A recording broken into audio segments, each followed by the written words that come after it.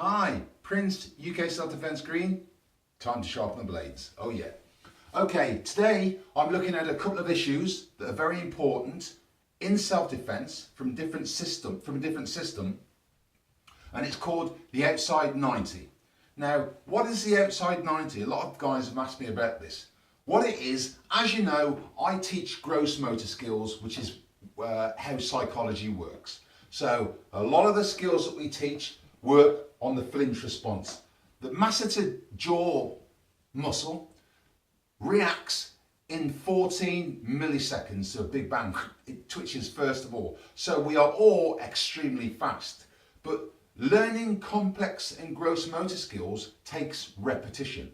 Now, if you look at the physiology of the human body, if, as I'm facing you, you've got somebody and they put their arm around you and they're giving you like this bear hug, or they're trying to get past your intimate space. If you hold your arm at that position, there, physiology says the moment somebody pushes against that bridge is going to collapse. But the moment you take it outside of that 90 degrees to that position, you can see that? So from there to there, that structure then, that chain is totally different. Now, if I'm facing you, and you can do this with one of your partners,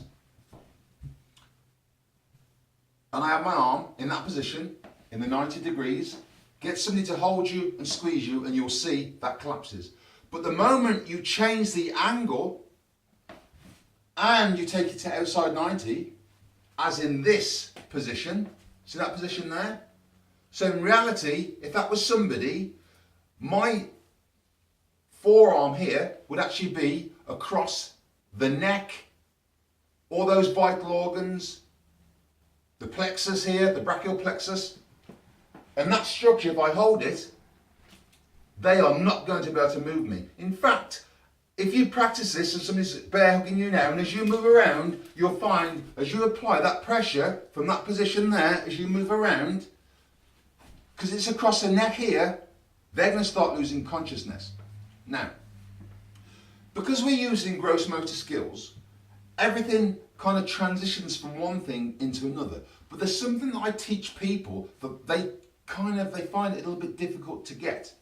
And what it is, in Wing Chun on the dummy, okay, you have some movements and they're blocks, Gansao type of blocks, where you use this, okay? So I'd be doing this. So I come in, say from this angle, I'd come around, I'd shoot out or palm heel to the face, and then I'd come into this angle here, and then I'd transition into another angle before coming on this side. Now, if you take that out of the context of the wooden dummy into real life, what it means is you've got yourself a great weapon. If somebody throws a kick, it's traditional in martial arts, you do that. If somebody throws a kick, that's what you do. You kind of go, poof, bam. You do this, okay, right? So I get my guys to practice this like this, okay? So go 1, 2, 1, 2. If you haven't got a wooden dummy, you can practice like that. See that? That's what it is. That's all it is. It's that. But what that enables you to do is transition. So from the peekaboo, the George Foreman for an overhead strike, this kind of, or the masseter strike, you see there's some similarities there, because you're crossing over. You've got this from traditional martial arts. You've got this kind of crossover, right? So that in itself, as a generic defense against somebody coming in at something with you, like a glass or a bottle or a club, that is a great defense. It's a large movement and it takes a lot of the brunt of the force and it disperses it across a wide plane. So you can do it low, you can do it high, okay? So when I get my guys to practice it, I get them to do like that. See? Now, on that, if you're in a structure where you work in an institution and you have to use self-defense to protect yourself rather than striking kind of hard, if we were to transition that technique from there, do you see how we could transition from that straight in? But I must tell you, if you are going to transition from any defense through to an attack, okay, any kind of attack that you do, you have to be mindful. Other people around, cameras, and what you're actually doing. So I would recommend, if you were going to transition and you're in an institution, you're not on the street, and it's not a life or death situation, I would tend to use that block that goes into a strike, rather than use the elbow, the tip. You see that?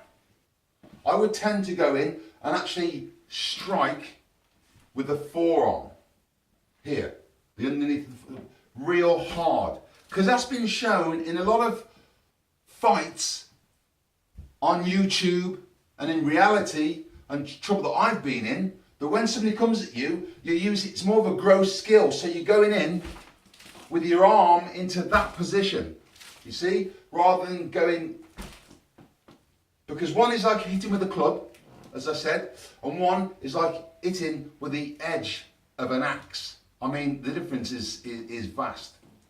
So, what we have the gross motor skill, where we go in, something's coming in, and we rush, and we jam into them with that outside 90, that angle, the outside 90.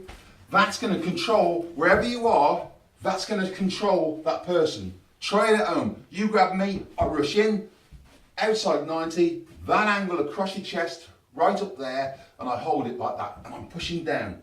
You try it in your club, or try it with somebody, and see how you get on. Second, for teaching yourself gross motor skill, neurological understanding, central nervous conditioning, you can add them in to your routines, your fitness routines, whatever you're doing, because eventually that will become crystallized in your brain, and it really is a fantastic ability to have, to just be able to, you see, so something comes at me, I'm just very quickly got the ability, and I'm transferred from that, you see, very similar.